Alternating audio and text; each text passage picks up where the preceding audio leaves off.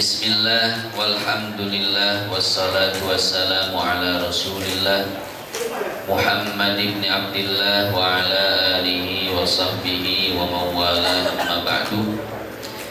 Yang sama-sama kita hormati dan kita muliakan Sahibul Bait Bapak Haji Omin beserta keluarga, para orang tua kita, Bapak Haji Kasim, Bapak Haji Risan, Bapak Haji Anwar, beserta orang tua kita yang lainnya, para guru-guru kita, Bapak Ustadz Basir, Bapak Ustadz Hashim, beserta guru-guru yang lainnya, segenap hadirin, hadirat, para tokoh masyarakat, para sesepuh yang mohon maaf tidak bisa disebutkan satu persatu namanya, namun tidak mengurangi rasa hormat dan ta'zim saya kepada beliau semua.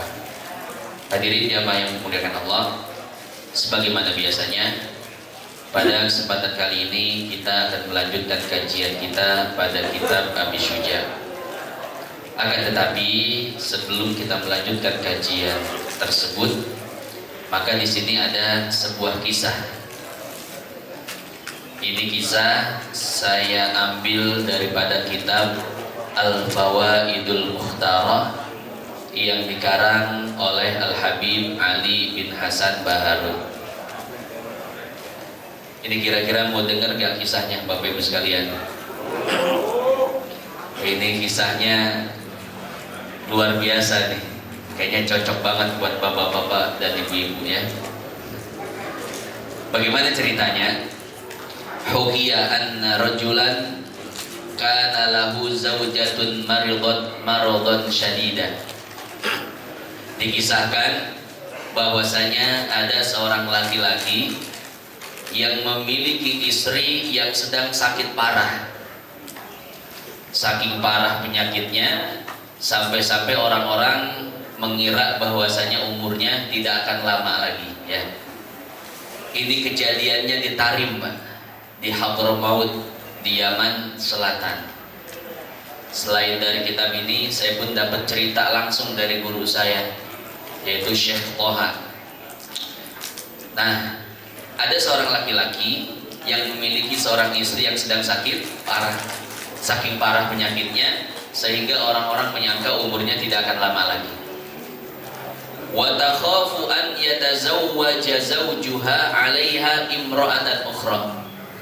Dan si istri ini takut kalau seandainya dia meninggal dunia, istrinya akan kawin lagi. Fa wa'adaha az-zawju an la yatazawwaja 'alaiha. Si istri mengatakan, "Wahai suamiku, aku takut kalau aku nanti meninggal dunia, kau akan menikah lagi. Wahai suamiku, apakah engkau mencintaiku? Kalau engkau sungguh mencintaiku, maka janganlah engkau menikah dengan seorang perempuan kecuali aku." Fa wa'ada az-zawju an la yatazawwaja 'alaiha. Maka si laki-laki atau si suami pun berjanji kepada istrinya, "Wahai istriku, aku berjanji tidak akan menikah lagi seumur hidupku kecuali denganmu saja. Istriku hanya engkau saja seumur hidup." Ya. Walam tusaddiqhu.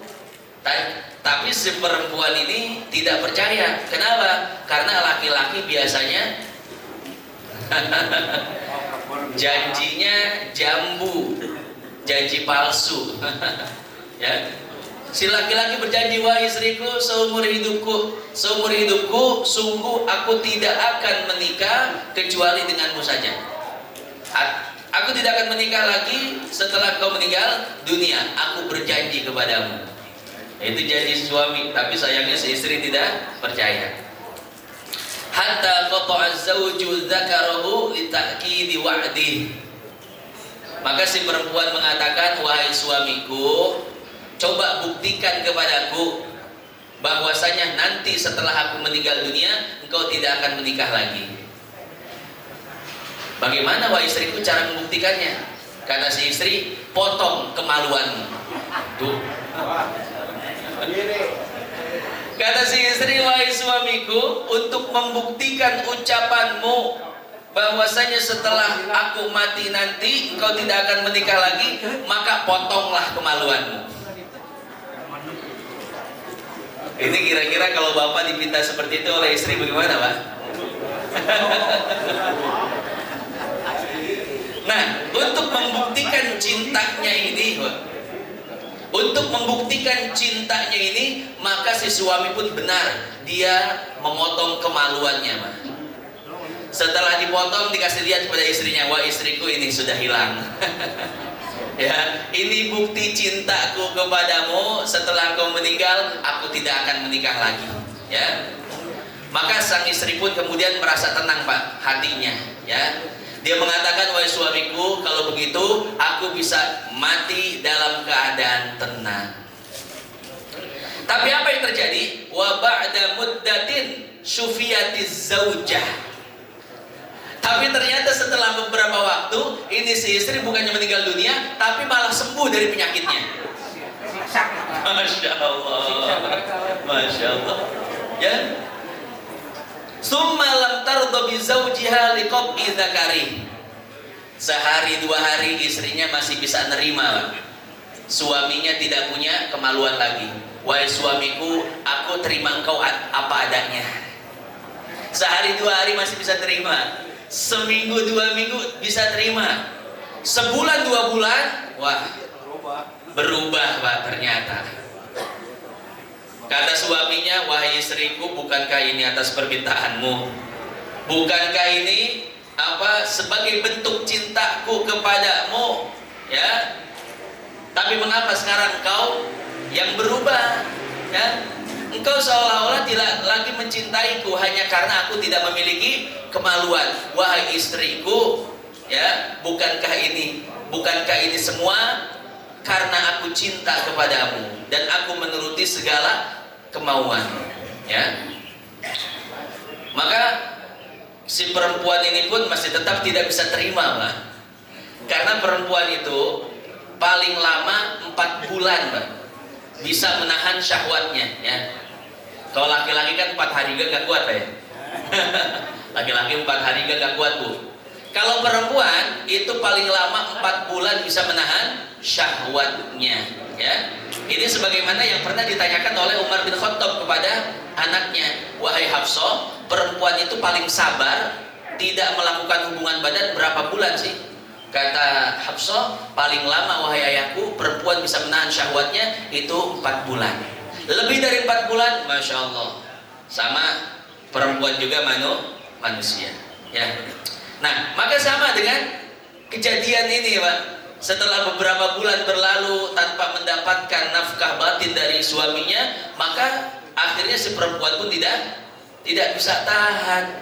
Nah, oleh karenanya si perempuan ini selalu marah-marah, selalu mengeluh kepada suaminya, bahkan merendahkan suaminya karena tidak lagi memiliki apa? Hati-hati. Ya. Nah, akhirnya apa? Sehingga peristiwa seperti ini membuat sang suami menjadi sedih, Pak. Ya Allah, ini bagaimana ceritanya? Ya, saya sedih sekali. Saya sedih bukannya karena saya tidak punya kemaluan lagi, tapi saya sedih ternyata orang yang paling saya cintai sekarang seolah-olah tidak memperdulikan saya lagi. Ya, sedih. Akhirnya apa? Si laki-laki ini pun akhirnya dia pergi umroh, Pak. Di dalam kitab ini sih tidak diceritakan, tapi saya dapat cerita dari guru, ternyata dia apa? Pergi umroh. Di depan Ka'bah dia mengadu pada Allah, ya Allah, berikanlah aku solusi dan jalan keluar dari permasalahanku ini. Setelah pulang umroh, sebelum ke Tarim, akhirnya dia pun mampir dulu di sebuah kota yang bernama Aden. Di Aden itu ada seorang ulama besar yang bernama Al-Habib Abu Bakar bin Abdullah Al-Idrus, yang dikenal dengan sebutan Al-Habib Abu Bakar Al-Adni, ya. Ini zaman yang lalu, ya, ini sudah cukup lama. Nah, di Aden itu si laki-laki ini dia mampir dulu ke pengajian Syekh atau pengajian Al-Habib Abu Bakar Al-Adni, ya. Maka setelah ngaji, beliau pun menghampiri si laki-laki tersebut. Beliau mengatakan, wahai fulan, sepertinya engkau ada masalah. Karena memang Al Habib Abu Bakar Al-Adani ini seorang mukasyif, ya, seorang waliullah, orang yang bisa mengetahui hati seseorang. Jadi kalau ada orang yang sedang punya masalah, beliau tahu. Makanya setelah ngaji itu beliau menghampiri, fulan, seperti engkau ada masalah berat. Coba ceritakan padaku apa masalah. Maka akhirnya fasyaka zawju ilal Habib Abi Bakrin ibni Abdillah al-Idrus. Maka si laki-laki ini pun menceritakan permasalahannya dari awal sampai akhir. Maka kata Syekh Abu Bakar Al-Adani, fa amara al-Habib Abu Bakrin an ya'khudha 'udan bi qadri ma aradahu lidzakari. Beliau mengatakan, wahai fulan, ayo ikut saya ke belakang, ya. Di belakang itu engkau mandi, ya. Nanti ketika engkau mandi, aku akan berdoa kepada Allah agar Allah mengembalikan kemaluanmu. Akhirnya beliau dan si laki-laki ini pun pergi ke belakang, ya. Kemudian kata beliau, coba ambil dulu kayu, ya. Ambil dulu kayu sekadar yang kau mau, nanti tempelkan di kemaluanmu. Aku akan berdoa kepada Allah agar Allah mengembalikan kemaluanmu seperti semula. Akhirnya diambillah kayu, Pak. Ya, namanya orang lagi galau, resah dan gelisah, ngambil kayunya sembarangan. Ya. Diambil kayu yang ada aja sedapatnya, ada kayu udah diambil, ya. Ternyata kayu yang diambil ya kayu yang biasa, yang kecil, ya. Ya. Summa amara bil ghusli fi birkati. Kemudian Habib pun menyuruh dia untuk mandi di sebuah tempat yang sudah disediakan. Nah, ketika mandi, maka Al Habib Abu Bakar Al-Adani pun berdoa di luar, ya Allah, kabulkanlah hajatnya, kembalikanlah kemaluannya seperti semula. Falamma faragha min ghusli ada dzakaru biqadril 'ud. Setelah selesai mandi, ternyata seorang itu kaget, lah, kok kemaluan saya ada lagi, gitu, ya. Dan kemaluannya itu besarnya sekadar kayu yang diambil, ya. Sekadar kayu yang diambil. Waduh. Setelah dia lihat, ya Allah, coba ngambil yang gede. Aduh, ya ini ternyata sesuai kayu yang diambil. Coba ngambil yang gede. Masya Allah, ya. Kemudian si laki-laki ini pun kembali pulang dengan rasa yang sangat bahagia. Sesampai di rumahnya dia langsung mendatangi istrinya dengan penuh bahagia. Dia mengatakan, wah istriku, kemaluanku telah kembali lagi. Akhirnya apa? Di sanalah si istri kembali merasa tenang dan kembali merasa bahagia, ya. Maka jadilah keluarga ini sakinah mawadah warahmah, penuh dengan cinta. Masya Allah, ya. Hadirin hadirat jamaah yang dimuliakan Allah. Nah, inilah kisah nyata, ya. Inilah kisah nyata, ya, tentang seorang laki-laki yang sangat mencintai istrinya, sehingga untuk membuktikan cintanya dia pun memotong kemaluannya, ya. Tapi kalau bapak-bapak mah jangan, ya. Jangan. Nanti ibunya bilang, Pak, coba buktikan cintamu kepadaku, potong kemaluanmu. Jangan, karena Al Habib Abu Bakar Al-Adani udah gak ada. Nanti gak bisa balik lagi untuk kemaluan. Maka hadirin jamaah yang dimuliakan Allah, ya. Ada pelajaran yang dapat kita ambil dari kisah ini, Pak. Pelajaran yang dapat kita ambil adalah ahbib habibaka haunaman, asa an yakuna aduwaka yaumaman. Jadi cintailah kekasihmu sekedarnya saja. Jangan terlalu cinta berlebihan. Kenapa? Karena barangkali di hari esok dia akan menjadi musuhmu. Sekarang memang dia kekasihmu, sekarang memang dia adalah orang yang paling kau cintai, ya. Tapi bisa jadi kekasihmu dan atau orang yang kau sangat cintai di hari ini, di hari esok menjadi musuh dan orang yang paling kau benci, ya. Maka cintailah kekasihmu sekedarnya saja, jangan terlalu berlebihan, ya. Ini biasanya anak muda, ya. Ini anak muda hati-hati, jangan terlalu mencintai perempuan, ya. Hadirin jamaah yang dimuliakan Allah, ya itulah sedikit kisah, ya. Kisahnya kisah nyata yang mudah-mudahan bisa jadi pelajaran untuk kita semua. Amin ya rabbal alamin. Kemudian kita akan melanjutkan kajian kita pada kitab fikih yang berjudul Abi Syuja yang dikarang oleh Al-Imam Ahmad bin Husain Al-Isbihani rahimahullah. Qala al-musannif, pengarang kitab ini mengatakan, faslun, ini adalah sebuah fasal. Walladzi yujibul ghusla sittatu asya'a, yang dapat mewajibkan mandi ada 6 hal. Salah satu tashtariku fiha rijal wan nisa, 3 yang pertama diwajibkan atas laki-laki dan perempuan. Wa salah satu takhtassu bihan nisa, dan 3 yang berikutnya atau 3 yang terakhir itu hanya khusus untuk perempuan saja. Pada kesempatan sebelumnya kita telah membahas sebab yang pertama yang mewajibkan kita mandi, yaitu iltiqaul khitanaini, atau hubungan suami istri, ya. Hubungan badan atau jima itu dapat mewajibkan kita mandi, baik jima tersebut jima halal ataupun jima yang haram. Tapi hati-hati dengan jima yang haram atau yang disebut dengan zina. Ini sudah kita jelaskan pada kesempatan sebelumnya, bahwasanya zina adalah hutang.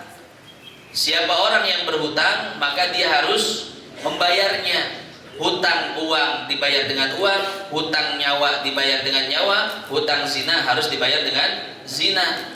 Apa tebusannya? Apa bayarannya? Bayaran zina adalah salah satu anggota keluarga Anda. Kalau Anda berani berzina dengan seorang perempuan, maka salah satu anggota keluarga Anda, kata Imam Syafi'i, akan ada yang dizinai oleh orang lain. Kalau tidak anak Anda, maka saudara Anda. Kalau tidak saudara Anda, maka istri Anda. Kalau tidak istri Anda, maka ibu Anda yang akan dizinai oleh orang lain, ya. Nah, ini sudah kita bahas secara terperinci pada kesempatan sebelumnya. Jadi baik jima halal ataupun jima haram, maka itu semua dapat mewajibkan mandi. Baik keluar mani ataupun tidak keluar mani, baru beberapa detik tiba-tiba anak apa? Bangun. Nah, ini biasanya terjadi kepada pasangan muda yang anaknya baru apa? Beberapa bulan, masih punya anak kecil, masih punya bayi, sedang berjima, belum selesai, tiba-tiba anaknya bangun. Akhirnya apa? Hubungan badan tanpa keluar air mani. Bagaimana hukumnya? Tetap wajib mandi junub, ya. Baik hubungan badan itu keluar mani ataupun tidak keluar air mani, tetap wajib mandi. Baik berhubungan badan dengan orang yang masih hidup ataupun dengan orang yang sudah meninggal dunia. Tapi hati-hati, jangan sampai berhubungan badan dengan orang yang sudah meninggal dunia, ya. Kecuali ya sudah kita sebutkan, ya, sebuah cerita tuh tentang seorang ulama yang bernama Ibnul Mayyit, ya. Seorang ulama yang bernama Ibnul Mayyit, anak jenazah. Ini seorang ulama, gelarnya atau julukannya Ibnul Mayyit, anak si mayit. Kenapa bisa seperti itu? Karena ibunya itu hamil, ya, karena ibunya itu berhubungan badan dengan ayahnya setelah ayahnya meninggal dunia, makanya disebut Ibnul Mayyit. Ini sudah kita ceritakan juga. Jadi walhasil Bapak Ibu sekalian yang dimuliakan Allah, bahwa sebab pertama yang mewajibkan kita mandi adalah berhubungan badan, ya. Nah sekarang yang kedua, yang dapat mewajibkan kita mandi adalah wa inzalul mani, keluarnya air mani. Hadirin hadirat sekalian yang dimuliakan Allah, sekarang kita akan memfokuskan pembahasan kita pada keluarnya air mani.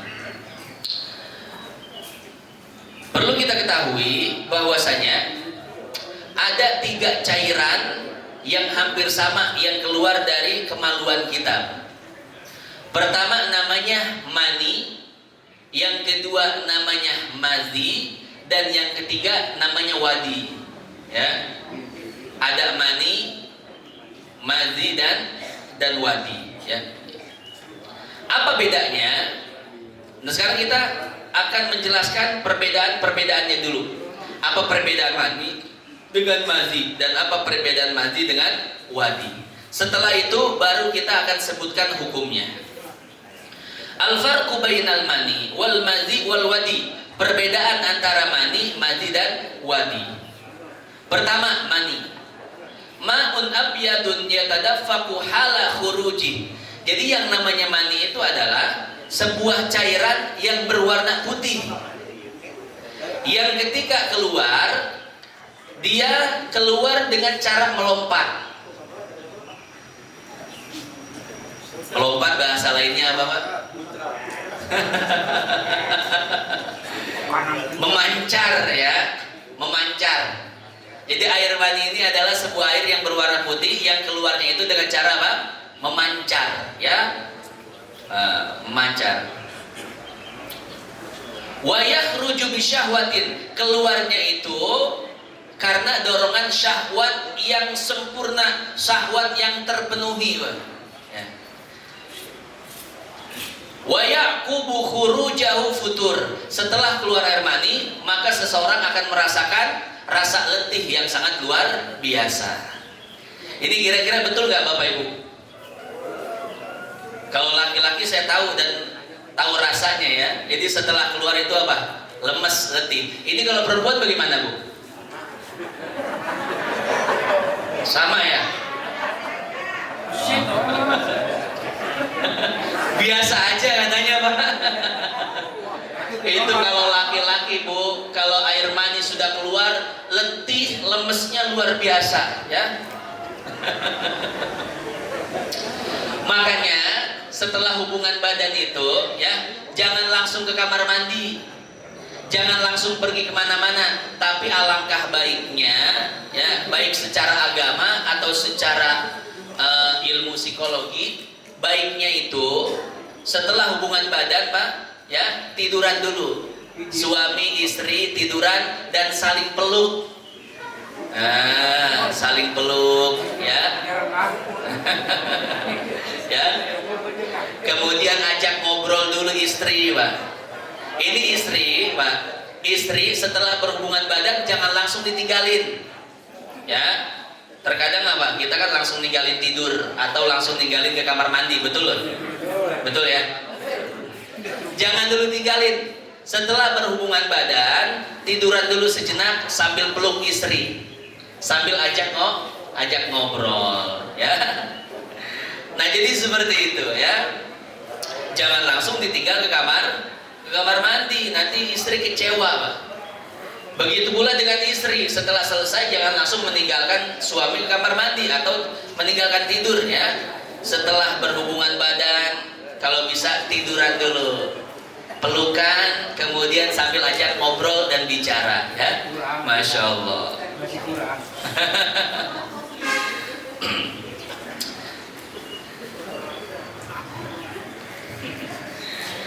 Nah, kemudian setelah beberapa saat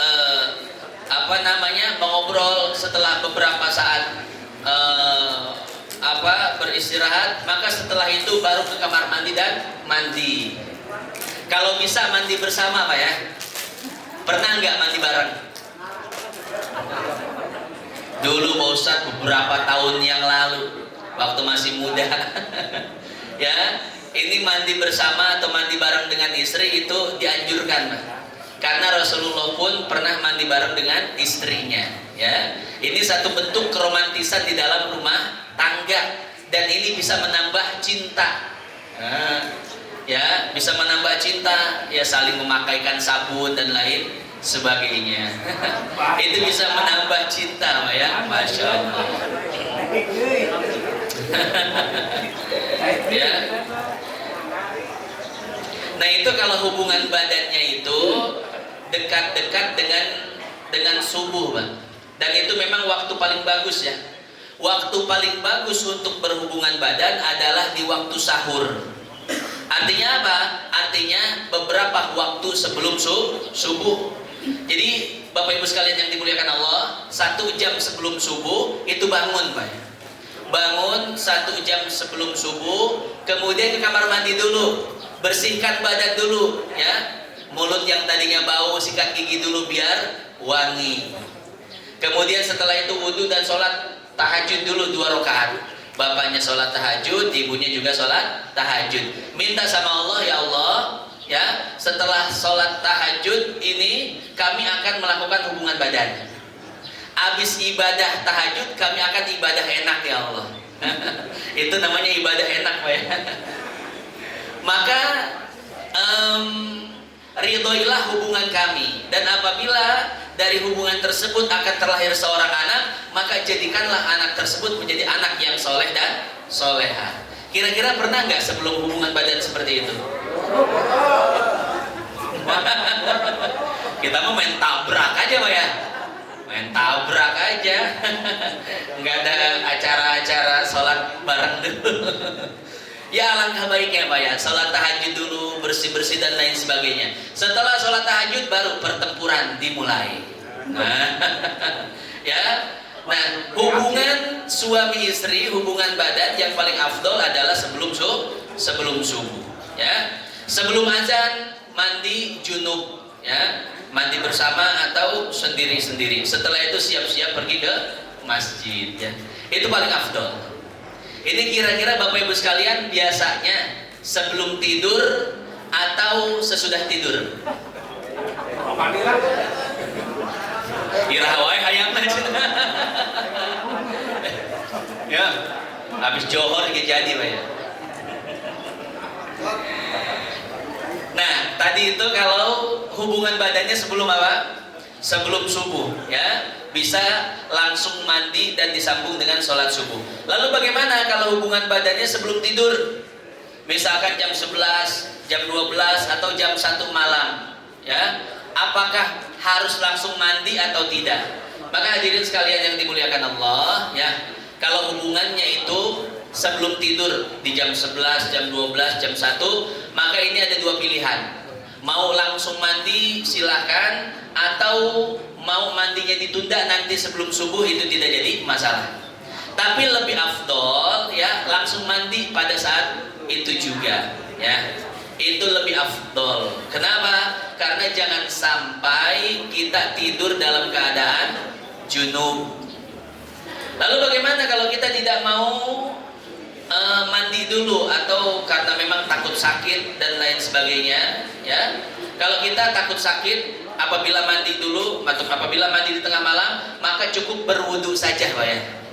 Cukup berwudu saja. Jadi sebelum tidur itu berwudu. Kenapa? Agar tidurnya tidak menjadi makruh.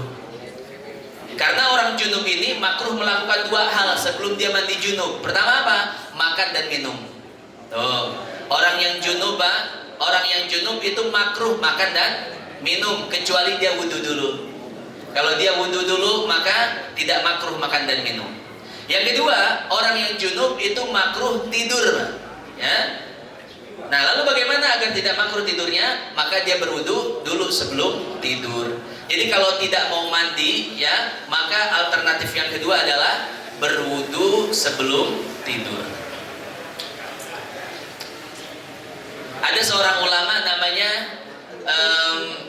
Abdul Aziz bin Abdus Salam, atau yang dikenal dengan Izzuddin bin Abdus Salam. Ini seorang ulama besar, Pak, di Mesir, ya. Seorang ulama besar di Mesir. Beliau ini mendapatkan gelar Sultanul Ulama, rajanya para ulama. Kenapa beliau bisa mendapatkan gelar Sultanul Ulama? Apa sebabnya? Ada 2 riwayat, ada 2 cerita kenapa beliau itu bisa mendapatkan gelar Sultanul Ulama. Riwayat yang pertama atau cerita yang pertama adalah karena beliau itu memaksakan diri untuk mandi junub sebelum tidur. Jadi beliau ini satu ketika tidur, kemudian mimpi basah, ya, mimpi basah, akhirnya beliau junub. Maka di malam hari beliau pun memaksakan untuk mandi sebelum tidur. Padahal ketika itu di Mesir sedang musim dingin, dan dinginnya itu beda seperti dingin di Indonesia. Dingin di Indonesia enak Pak, masih lembab, dihirup udaranya tidak sakit. Tapi dingin di Mesir, dingin di daerah-daerah padang pasir, itu dingin yang sangat kering. Jadi kalau kita hirup udaranya, maka akan membuat hidup kita menjadi sakit, ya. Nah, akan tapi walaupun dingin yang sangat mencekam dan sangat luar biasa, Syekh Ibn Izzuddin bin Abdussalam ini tetap memaksakan untuk mandi junub. Kenapa? Karena beliau tidak ingin tidur dalam keadaan junub. Akhirnya beliau paksakan untuk mandi. Setelah mandi beliau pun tidur, ya. Ketika tidur mimpi junub lagi, Pak. Masya Allah. Ya, mimpi junub lagi. Akhirnya apa? Beliau terbangun lagi dan mandi junub lagi untuk kedua kalinya, Pak. Padahal ketika itu sedang apa? Dingin sangat luar biasa, mencekam. Kalau di kita dingin enak, bisa manasin air, bisa mandi dengan air hangat. Waktu itu tidak bisa, Pak, ya. Karena keadaan memang zaman dulu sebab sulit, ya. Nah, beliau paksakan untuk mandi kedua kalinya. Setelah mandi kedua kalinya, ini badan beliau sudah mulai menggigil, sudah mulai meriang. Beliau tidur lagi, ya. Kemudian ketiga kalinya beliau mimpi junub lagi. Ya Allah, bagaimana urusan ini? Akhirnya beliau bangun lagi dan memaksakan diri lagi untuk apa? Mandi junub. Sampai ketika itu beliau sakit, Pak. Ya, sakit beliau. Akhirnya apa? Akhirnya, ya, di tengah-tengah sakitnya itu ada suara, entah dari mana datangnya suara tersebut. Suara itu mengatakan, wahai Izzuddin bin Abdussalam, malam ini aku angkat engkau menjadi sultanul ulama, menjadi rajanya para ulama, ya. Bukan karena sekedar ilmumu yang banyak, tapi karena ketakwaanmu kepada Allah Subhanahu wa Ta'ala.